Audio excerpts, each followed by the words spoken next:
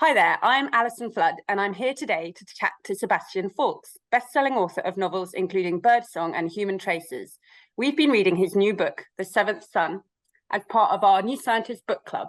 It's set in the near future and follows the consequences when a young academic, Talissa, agrees to carry another woman's child, and when a billionaire entrepreneur with questionable ethics gets involved.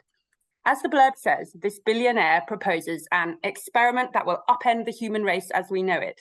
We will be talking about what that experiment is. So as with previous book club interviews, I'd strongly advise you read The Seventh Son before you watch this, because we don't want to spoil it for you. So first, Sebastian, hello and welcome. Hello, how are you? I'm good, thank you. Sebastian, I'd say you're probably best known for your historical novel, books like Birdsong and Human Traces, but The Seventh Son moves the action to the nearest future between 2030 and 2056. Tell us about how you set about imagining what this world would be like. I particularly enjoyed some of the transport ideas you had, like the Hyperloop, Talissa taking the Hyperloop, for example. Yeah, well, the truth is, I imagine that the future world will be pretty similar to this one. I remember, as I expect we all do, being in the fourth form and asked to write an essay about cities of the future and life of the future. And you imagined that people wouldn't really eat food anymore. They'd just take a little pill and cities would be full of floating things and monorails. And of course, none of that has happened really. People are still concerned about rail strikes and air traffic control and the weather and whether their football team won on Saturday. So I think the future will be much like that. The only big thing that's happened in the last 25, 30 years really is the mobile phone. And admittedly, that is one big change, but nothing else has changed really.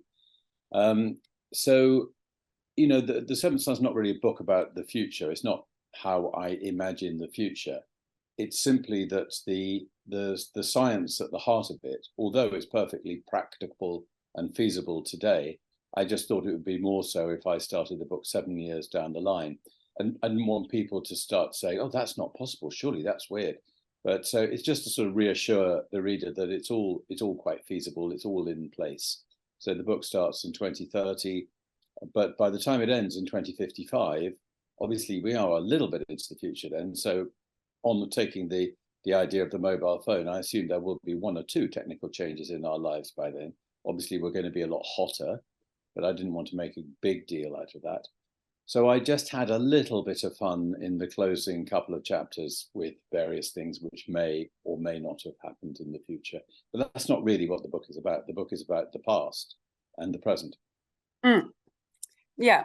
As someone who's written a number of historical novels already, do you find that there was more research to do for this in terms of what the science is and where it might go, or more when you're writing something historical when you've got to get those facts bang on, or people will write in and tell you if you've got something a tiny bit wrong?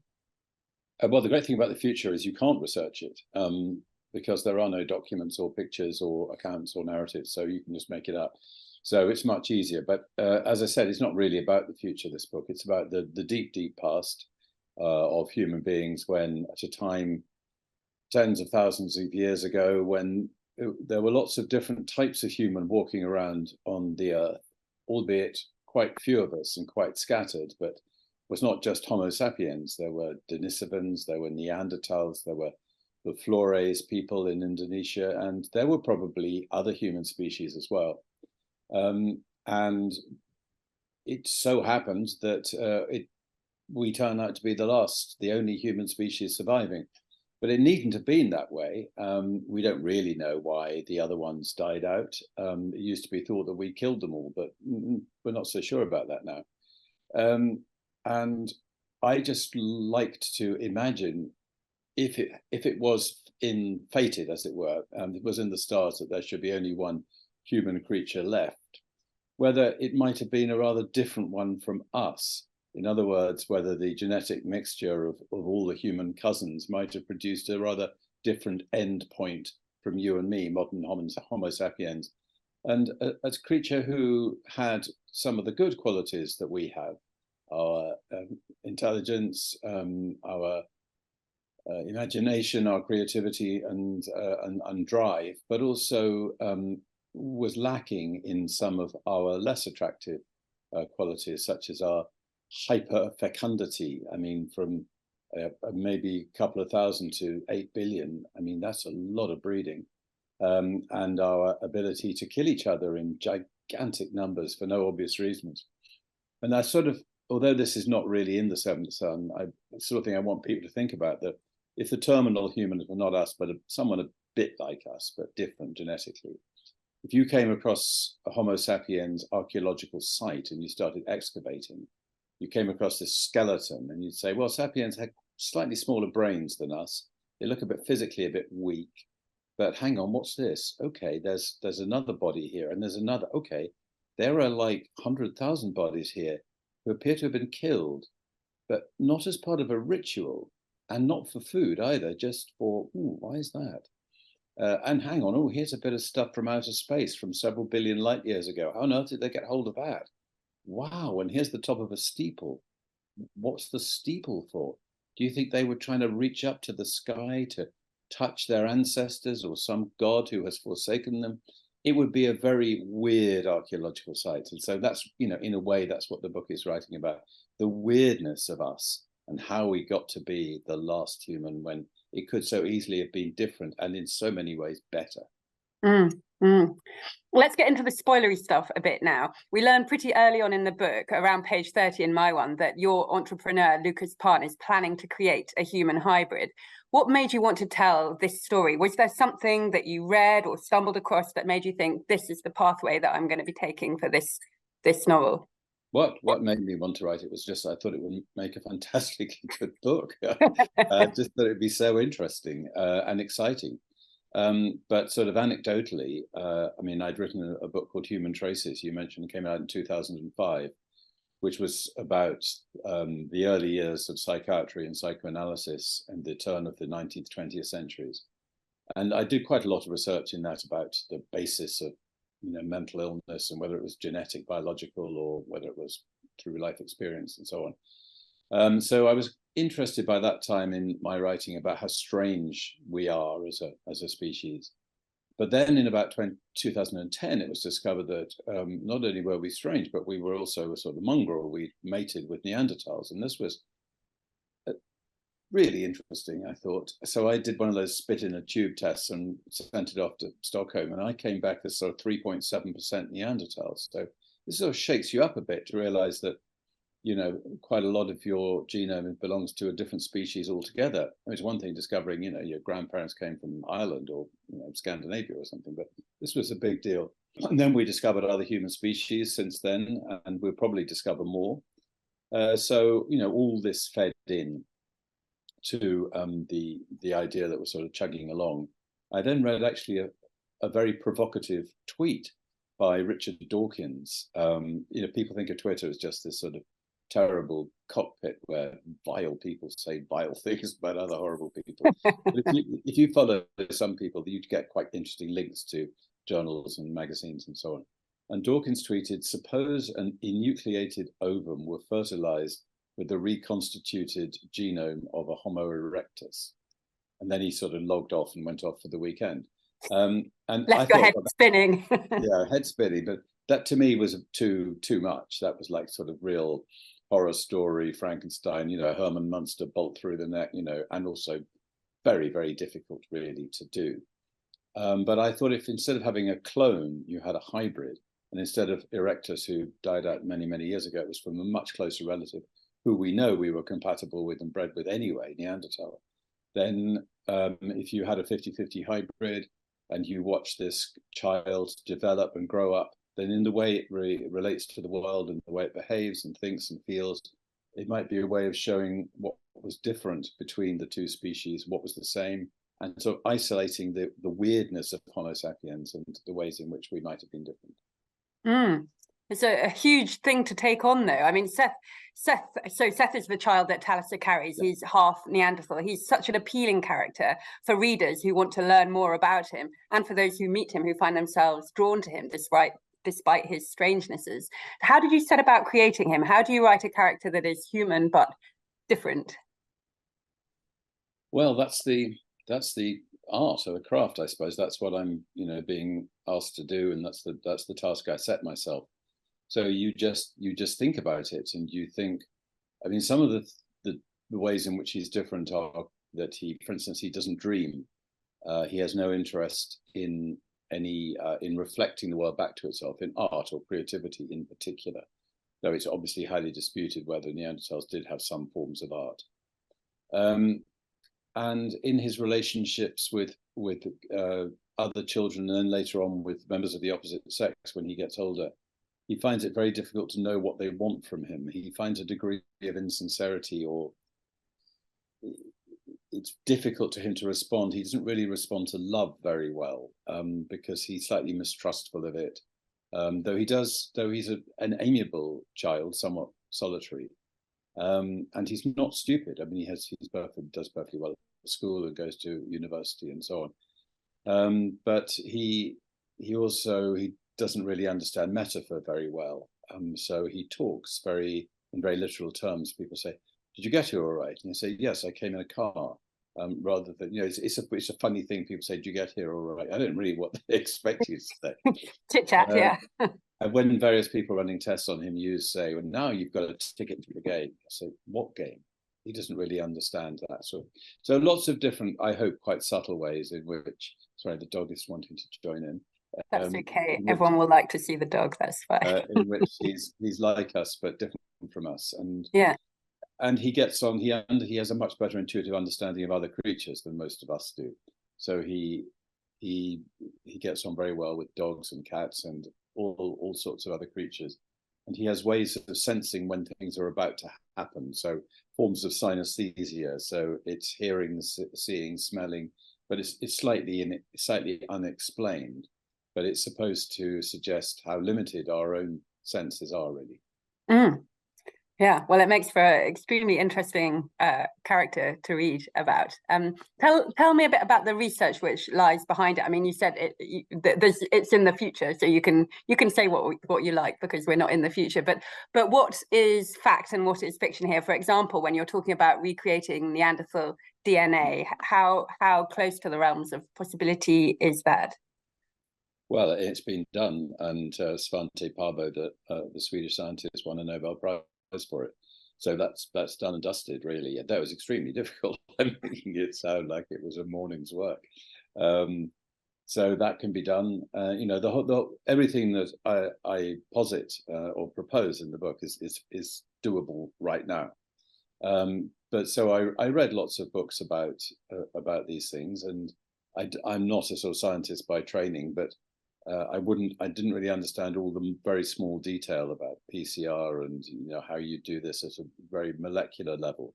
But the sort of bigger ideas are reasonably easy to grasp.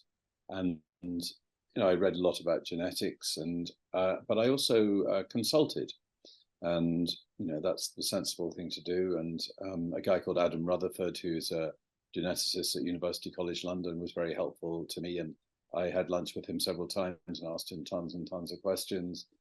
And I had two other sort of people I consulted, really. One, a woman called Rebecca Ragg Sykes, who wrote a very good book called Kindred about what we know about Neanderthals now, and also an embryologist who is a colleague of Adam's at UCL. So with these three people, the difficulty is getting, everyone's very busy, and you have to get them to read your draft. And you have to twist their arm and bombard them with flowers and wine and say, "Please, please, please." But I'm happy to say that all these three people did. And so it's a sort of an old journalistic training, really, I think, about checking and rechecking. So you can't feel restrained about writing a draft and telling your story, because you have the knowledge that let's go for it. Let's say what I think ought to happen, and then I can always modify it if it's scientifically wrong. So that was really how I went about it. Yeah, and the journalistic training of not taking no for an answer. Someone isn't getting back to you. Though there are one or two things in the book which I have just invented, which readers who don't know about this may not know. I mean, I've invented another human species that we find somewhere in the west of France near Vannes in Brittany, and that's an invention. And I also have invented a big breakthrough in neuroscience, which takes place about 25 years on from now, which actually discovers the loop in the brain, which enables us to have this weird consciousness that we have. and it's a sort of loop between sensory awareness and memory. This is purely invented. I think people will realize that it is invented. It's quite playful, but you can play around a bit. But the basic science is all there. Everything that the story depends on is there now.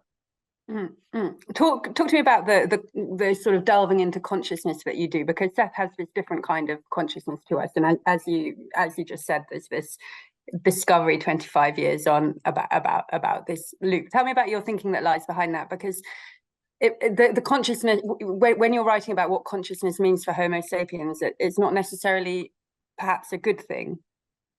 No, I mean, obviously it isn't. It enables us to have walked on the moon and to have brought back, part of a meteor from several billion light years away, and to have made Sydney Opera House and the symphonies of Mozart and the plays of Shakespeare and so on. But it is a kind of superpower which I think has come at a price. It is the gift which, in the words of the Spanish philosopher Unamuno, has made us lower than the jackass and the crab, and by which he means that we wake up every morning knowing we're going to die. This is we're the only creature, so far as we know. I mean, it may well turn out that gastropods also wake up every morning knowing they're going to die, but I rather doubt it. This is a very, very heavy price to pay. And of course, from a writer's point of view, it gives a lot of depth. It's the sort of silver behind the mirror. It's what informs our days and makes our life rich, this knowledge that it's all going to end only one way.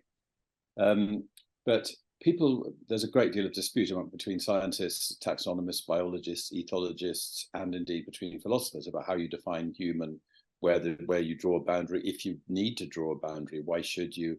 The species is defined in such and such a way. And it turns out that we have to redraw that because we've bred with another species and you're not supposed to be able to do that, etc., etc.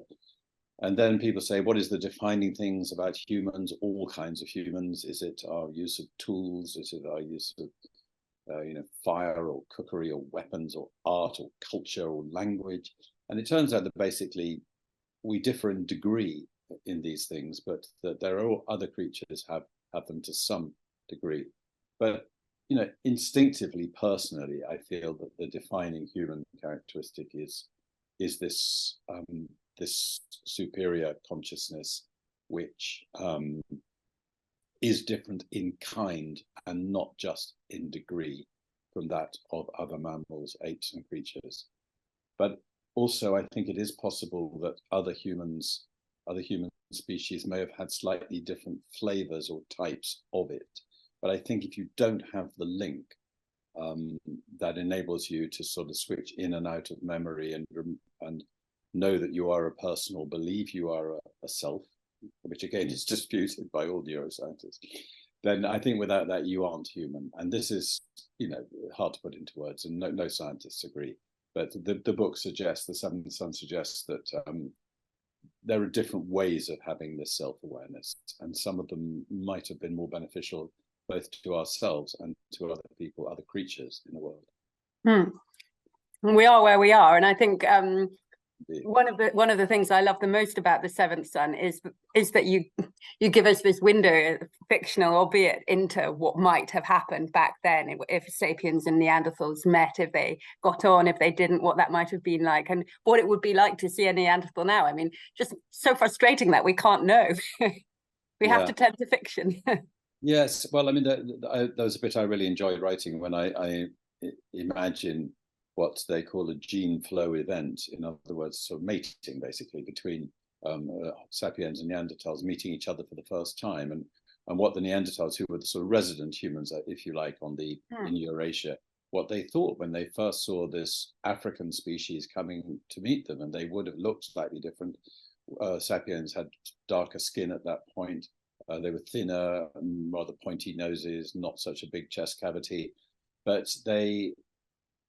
I speculate in this scene that they also had something that was sort of irresistible. It was rather like meeting the new kid in school who arrives and he's got a sort of flashier briefcase and better pens. And you just know that they're going to get everything they want.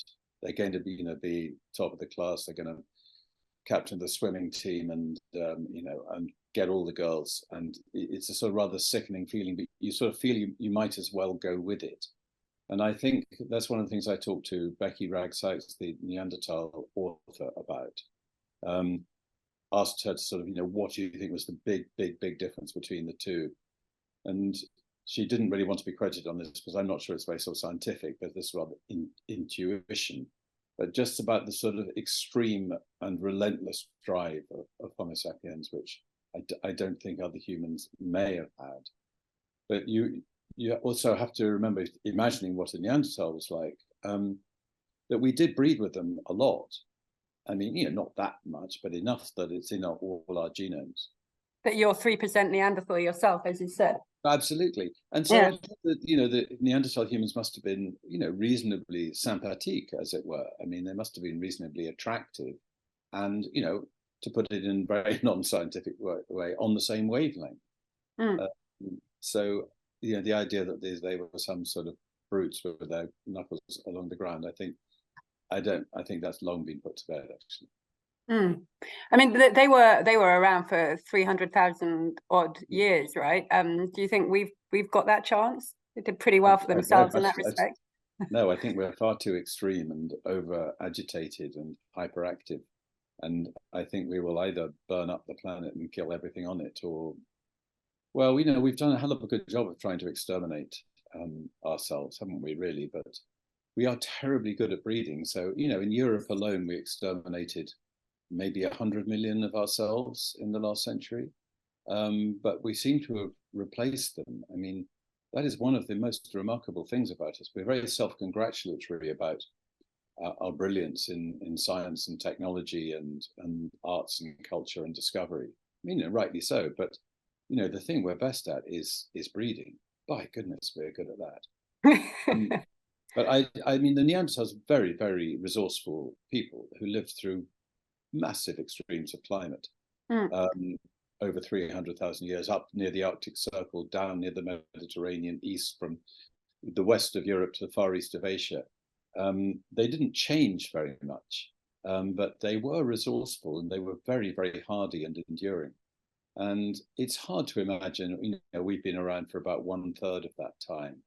And, I don't want to sound too gloomy, but we have a sort of end of season feeling about us, really, don't we? I would have thought we're well into the second half of our lives, probably in the final quarter, and the world will be a better place without us. But against that, you do have to keep putting our massive ability to breed, and so maybe we will persist, but in an altered form. Yeah, we've got the breeding going for us then, at least. Yeah. One of the things I did really like about the book is that it is pretty funny, as well as tackling these huge. Yeah, I didn't set out for it to be funny at all. There's one bit that really made me laugh when you have the British Parliament having its application to rejoin the EU rejected. Made me laugh, made me weep a little bit as well. But just sort of this future Britain looking back, thinking, "Oh God, let us back in." Lots of bits that are funny there. It was quite funny. I mean, I found it at some point. I was making rather too many cheap points about today, and I had to rein myself in. But I think that if you're writing about the future, juxtapositions with the present day will throw up things which are incongruous and therefore quite funny. And if it seemed natural in the story, I did leave it in, but I tried to rein it back a bit. I didn't want it to get too out of hand, too funny. No, I love those bits. I thought they were great. I had a question that perhaps I've not understood something in the book. I'm not sure, but when Callister is camping in France, she wanders off on her own and sees this strange man in a house at night. Is he some form of ancient human? What are we supposed to think about him? Or is he just a mysterious figure? He's mysterious, and he may be what we were supposed to be. He may be a ghost, a revenant. He may be that she has hallucinated him, imagined him altogether. The book is so scientific, really, and so much. So I've been so careful to base it all on, verifiable realities that I just wanted some degree of mystery. And his appearance also is there to show that Talissa herself, though a scientist by training, is sufficiently flexible in her mind to allow herself to be in a state of uncertainty, perplexity, and it doesn't throw her. So it's also a way of illustrating what she's like, and she's someone I enjoyed spending a lot of time with, because apart from Seth, the child, she's in the book more than he is. I mean, she is the main character, really. And I wanted to get inside the head of a modern and indeed future person. Oh, good. So I thought that was probably it, that it was a mystery that was just meant to leave us thinking and wondering. Just check No, there's no sort of clue that you missed. No. Okay, excellent. There's quite an unexpected sex scene at the end of the novel, and for me it really worked in that it felt like valedictory. I thought it was great, but did you have a debate internally about whether the story needed to go there, and was it a difficult one to write? Yes, I did. I mean, when it came to the last section of the book, the momentum of the story has really gathered a lot. And this, I mean, I didn't expect to write a funny book, and I didn't expect to write a sort of thrillery book either, but it becomes quite a thriller in the last, shall we say, 50 pages. And I wasn't sure how it was going to end. So I reread the whole thing, read myself back up to it. But by the time I got there, it suddenly became clear that there was only one way it would end, which I'm not going to say what happens on the last page. But the sex scene, yes, I mean, my rule of thumb with these things is there's no point in describing people having sex unless it tells you something about the two characters that you couldn't otherwise discover. So everyone knows what takes place when couples mate. But so there are two scenes. One when the Homo sapiens meet the Neanderthals, and I think there I'm hoping that, although it's not particularly graphically described, you get a sense of two very different attitudes towards the meeting. And at the end, again, I think that it shows you the limitations of what mating actually bring you, because it doesn't really do anything for the participants particularly, other than the feelings they have remain in a way unresolved. And I did discuss it with the editor, and I said, well, we can just leave it off the page and we can refer back to it. But I do think that the actual description of the transaction does tell you things about both of them that you wouldn't have been able to find out otherwise. No, I definitely think it works. I wasn't expecting it, but when I read it, I thought, yeah, okay, I get it. I did wish for a happier ending though for our hero. I'm really sorry about that, but I'm afraid a narrative sometimes the momentum of it has its own logic, and you sort of have to go with it. I think that's fair. I wanted to ask what you're working on now. Are you going to stick to the near future, or are you back to the past? I'm not working on anything actually, because it took 6 months to edit and so far 3 months to publicize, so I haven't had a chance to work on anything else. You get through that and then collapse. Yeah, and then a bit of a holiday. Well, I'm supposed to finish the Austrian trilogy, which was Human Traces, Snow Country, and there's one book still to come. So I have a vague idea where that might be. But a friend of mine, Tom Holland, who read The Seventh Son, rang me up and was very complimentary about it. And he said, of course, what I really loved about it is you've given yourself the possibility of a sequel. And I said, have I? And he said, oh, yes, because, characters could live on. And I'm not going to spoil how that might be, but it could be. Maybe they could. But I think really, well, we'll see. We'll see. Oh, well, I'd go back to those characters again for sure. Add my vote to Tom Holland's then. Thank you. Will do. Excellent. Well, Sebastian, thanks so much for coming to talk to us in our book club. I really love The Seventh Son, and it is still swilling around in my head now. So thank you. Thanks, Alison. Been very good, enjoyable talking to you. Thanks.